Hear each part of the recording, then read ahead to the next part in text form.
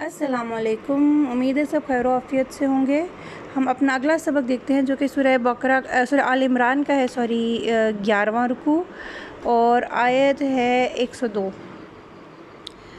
औज़ु बिल्लाहि मिनश्शैतानिर्रजीम बिस्मिल्लाहिर्रहमानिर्रहीम। या अय्युहल्लज़ीना, ए लोगो, आमनु जो ईमान लाए, अत्तकुल्लाह डरो अल्लाह से। आमनुत्तकुल्लाह, ए लोगो जो ईमान लाए हो डरो अल्लाह से। हक़्क़ा तुकातिही, जैसा कि हक़ है उससे डरने का। वला तमूतुन्ना, और हरगिज़ ना तुम मरना, इल्ला मगर इसके, वन तुम हो तुम मुस्लिमून फरमा बरदार।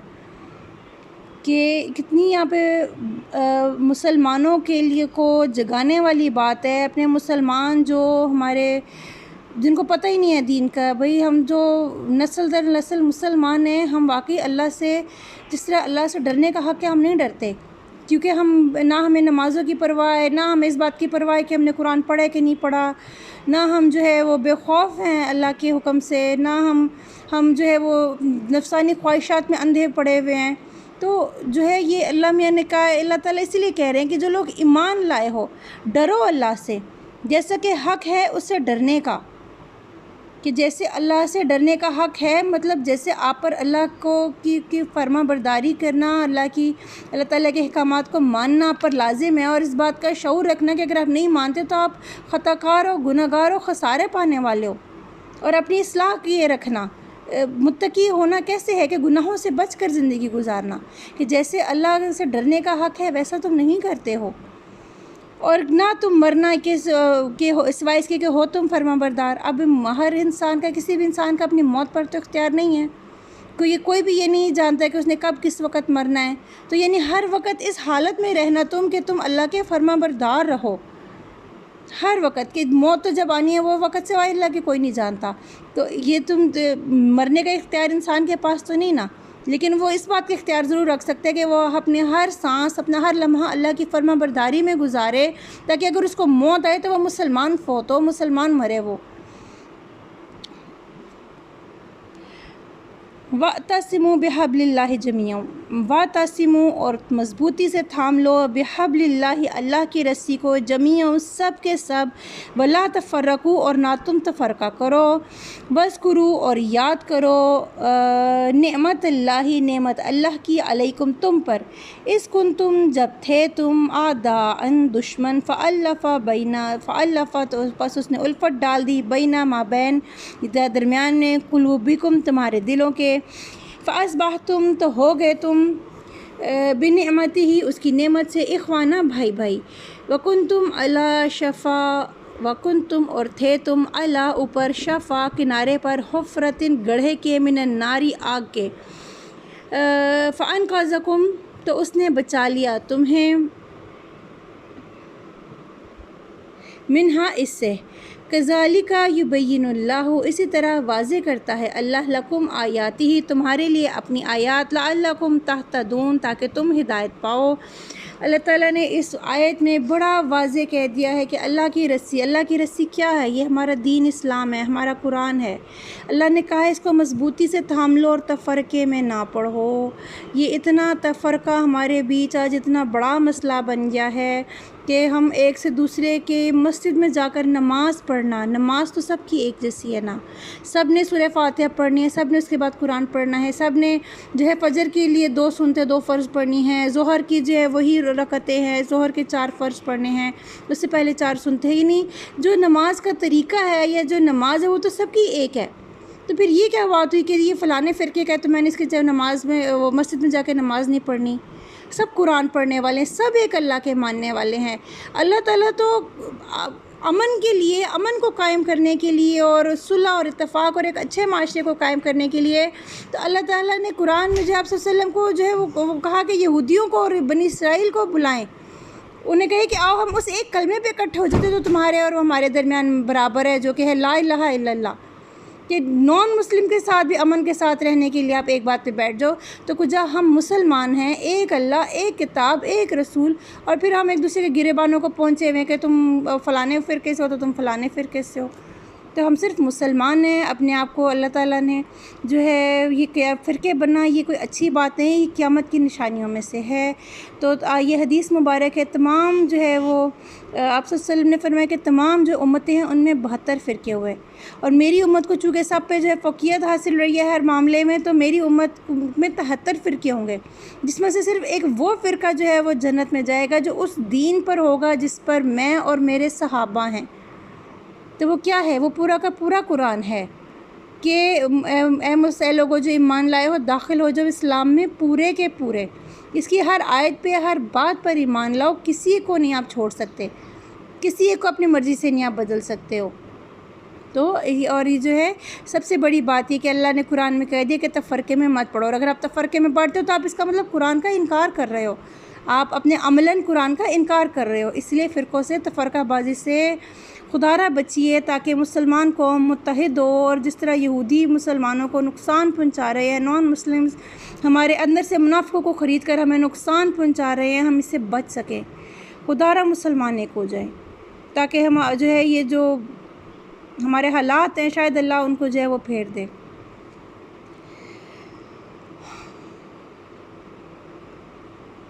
اور اللہ تعالیٰ نے دیکھے نا کیا ہے کہ اللہ تعالیٰ اسی طرح اپنی آیات کو واضح کرتا ہے تاکہ تم ہدایت پا سکو۔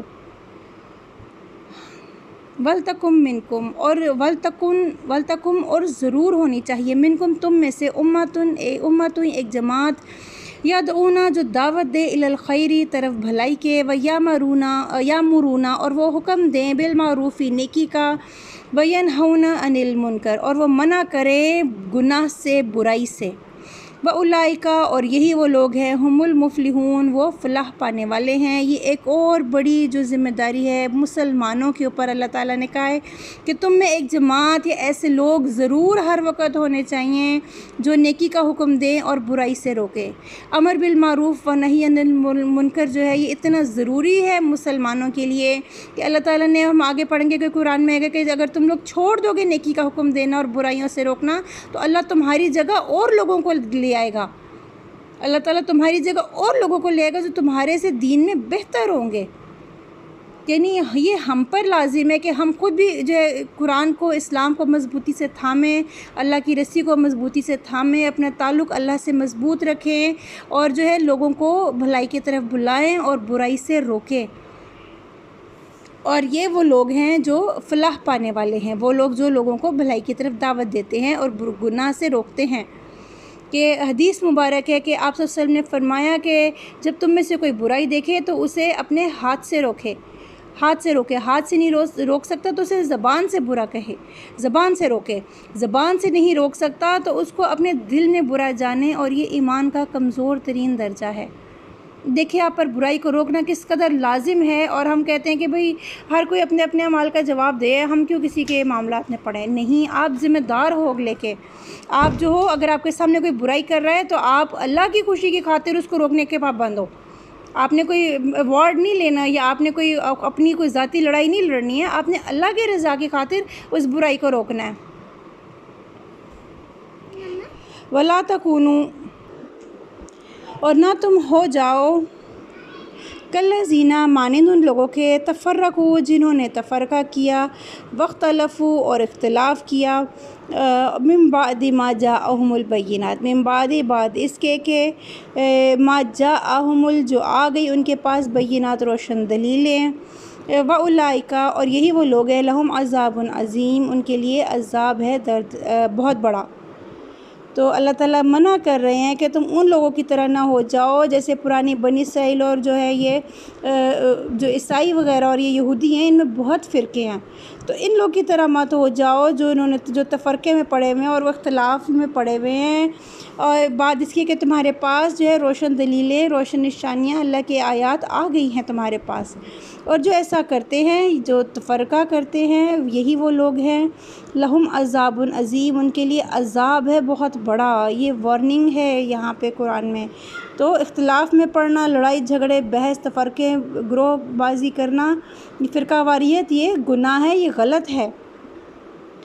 یوم تبیض جس دن تبیضُ سفید ہوں گے وجوہ ہوئیں کچھ چہرے، وتسوّدُ اور سیاہ ہوں گے کالے ہوں گے وجوہ کچھ چہرے۔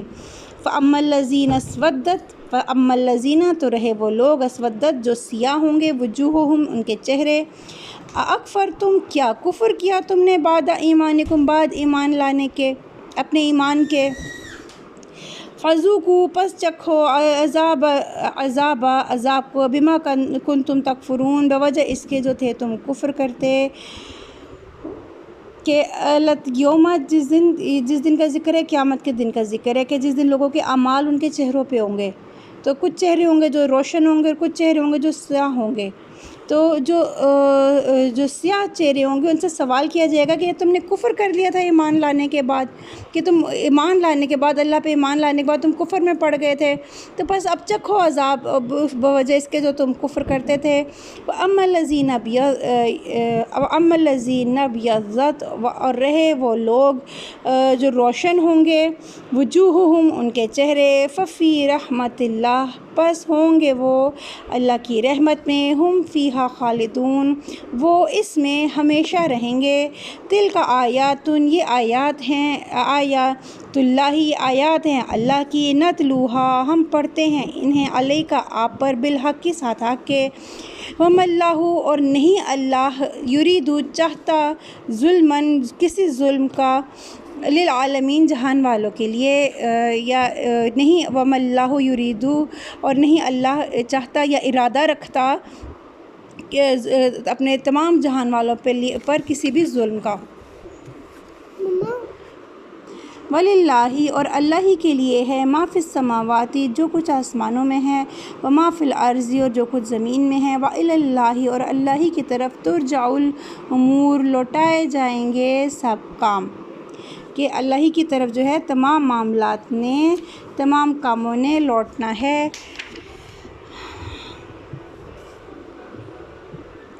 اللہ تعالیٰ ہمیں اس قرآن پاک کو سمجھنے کی توفیق دے۔ کچھ پوچھنا چاہیں تو آپ یوٹیوب پہ کمنٹ کر کے سوال میں پوچھ سکتے ہیں، اور جو ہے ترجمہ سمجھ آ گئے تو اس کو لائک کریں، شیئر کریں۔ جزاک اللہ خیر، اپنا خیال رکھیے گا، اللہ حافظ۔